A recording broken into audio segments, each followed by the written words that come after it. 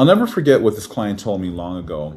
He had been seeing someone for about 4 months, and they talked every day. They spent weekends together, and he thought things were moving forward, and it was something serious.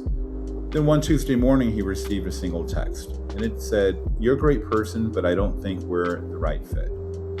That was it.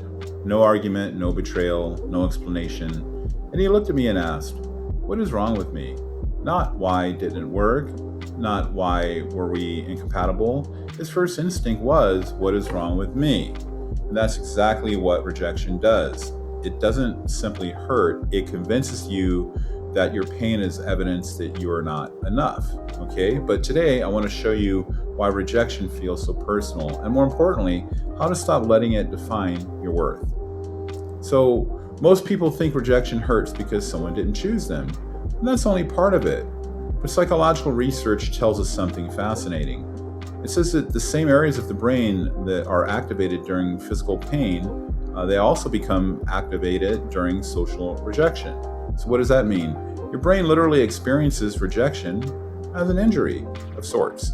Okay, so thousands of years ago, being excluded from your tribe could mean death. Your nervous system still reacts as though your survival is at stake. And that's why your chest hurts, your stomach drops. Okay, you replay the conversations over and over. Your brain isn't trying to torture you, but if anything, is trying to protect you. Okay, so where most people suffer isn't in the rejection itself, it's the meaning that they assign to it. Someone doesn't text back, I must not be attractive. Someone ends a relationship, I wasn't enough.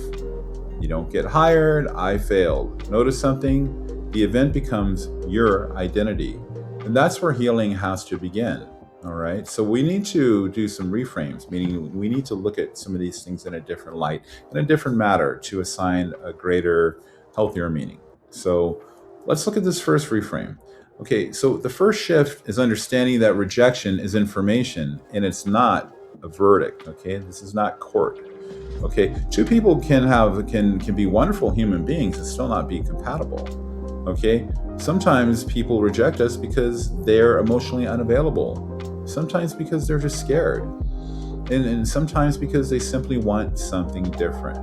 None of those things automatically say anything about your value. So let's look at the next reframe. Okay, I often ask my clients this one question. Would you reject someone you've dated? Almost everyone says yes. Then I ask, did rejecting them mean that they were worthless? They immediately say, of course not. All right, yet when someone rejects them, they suddenly believe it's that they're worthless. You see the double standards? Okay, so we reject people and we feel that we're not hurting them, or it's not because they were bad or people or anything's wrong with them, but we do personalize it when it happens to us. Okay? So let's look at some strategies here to move forward and how to work through this, okay? And not be affected to the same degree. All right. So here are several techniques supported by psychology that can help. First, name the story. Okay, write down exactly what you're telling yourself. I wasn't enough, nobody will ever love me, and getting those thoughts out of your head will make sense of them in an easier way, and it makes them easier to challenge. Second, you need to practice self-compassion. Research consistently shows people recover more quickly when they respond to themselves the way they would respond to, say, a close friend. Third, broaden your identity. If your entire identity depends on people being chosen rather by one person, then every rejection becomes catastrophic. We need to invest in friendships, purpose, health, faith, career, hobbies, in the things that make us, want to live life more so. So the more dimensions your identity has, the less any single rejection can destroy you. So here's a creative healing exercise that I sometimes give my clients. So imagine rejection as a mirror. Most people think the mirror is reflecting who they are. But what if it's actually reflecting the other person's needs, their readiness, their fears, their emotional capacity? Now imagine gently turning that mirror around. And instead of asking, why wasn't I enough? You might ask, what does this experience teach me about what I truly need in a relationship? That small shift moves you from self-condemnation to self-discovery. And here's the truth about confidence. Confident people aren't people who never get rejected.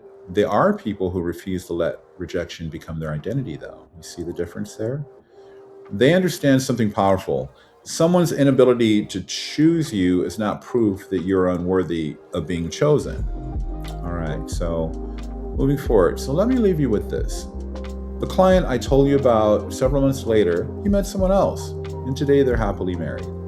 Not because he became more attractive, not because he became perfect, but because he stopped chasing people who couldn't choose him and started choosing himself.